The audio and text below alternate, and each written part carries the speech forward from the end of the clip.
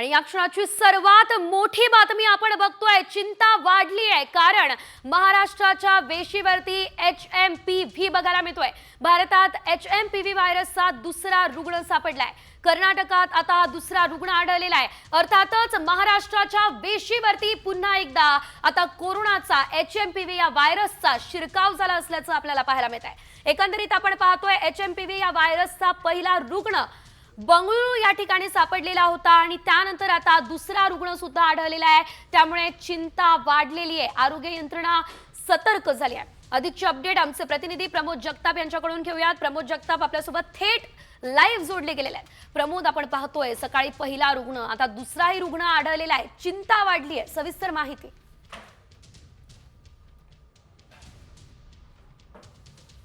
सेजल, खरं तर देशाची चिंता वाढवणारीची बातमी असं म्हणावं लागेल। काही वेळापूर्वी आपण बोललेलो होतो की एक रुग्ण जो आहे तो HMPVचा सापडलेला आहे।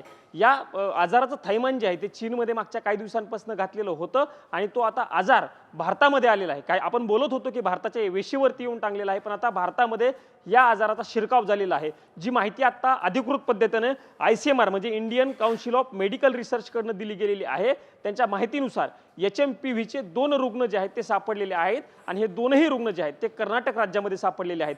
कर्नाटकच्या आरोग्य मंत्रालयाकडनं याची पुष्टी केली गेलेली आहे आणि त्यांनी अधिकृत पद्धतीने सांगितलं गेलेलं आहे की 2 रुग्ण जे आहेत ते कर्नाटकमध्ये सापडलेले आहेत। 8 वर्षाच्या एका मुलीला ही बाधा झाल्याचं आपण सकाळी सांगत होतो। आता दुसऱ्या एका व्यक्तीला HMPVची बाधा झाल्याची माहिती समोर आलेली आहे। खरं तर 8 वर्षाच्या मुलीला जी बाधा झालेली होती त्या अनुषंगानं आरोग्य मंत्रालयाकडनं सकाळी सांगितलं गेलेलं होतं की त्या मुलीचं सॅम्पल जे आहे ते खाजगी लॅबमध्ये दिलेलं होतं आणि तिथून त्यांनी टेस्ट केलेली होती। मात्र आता अधिकृत पद्धतीनं जर आरोग्य मंत्रालयाकडनं हे स्टेटमेंट जारी केलं जात असेल तर ही खूप धक्कादायक आणि गंभीर माहिती म्हणावं लागेल। खरं तर काळजी घेण्यासारखी ही बातमी आहे।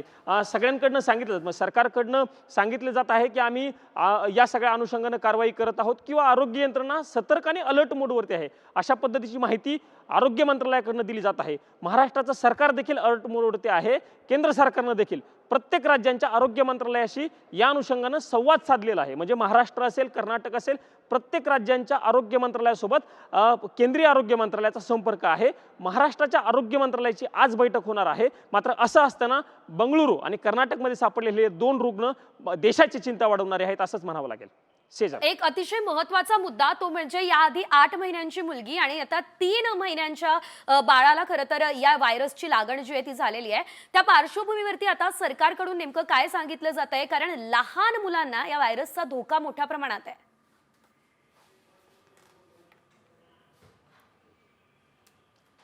असे जर खबरदारीचा उपाय आरोग्य मंत्रालयाकडनं सांगितला गेलेला आहेच। आरोग्य मंत्रालयाचं म्हणणं आहे की घाबरून जाण्याचं कुठलंही कारण नाही, मात्र काळजी घेतली पाहिजे, अशा पद्धतीचं आवाहन आरोग्य मंत्रालयाकडनं केलं गेलेलं आहे। आता जे 2 केसेस सापडलेले आहेत त्या लहान मुलांमध्ये सापडलेल्या आहेत। सकाळी आपण जसं बोललो होतो सेजल, तसं 8 वर्षाच्या मुलीला माफ करा 8 ह्याच्या मुलीला ही लागण झालेली होती आणि आता 3 महिन्याच्या बाळाचं नाव जे आहे ते समोर आलेलं आहे।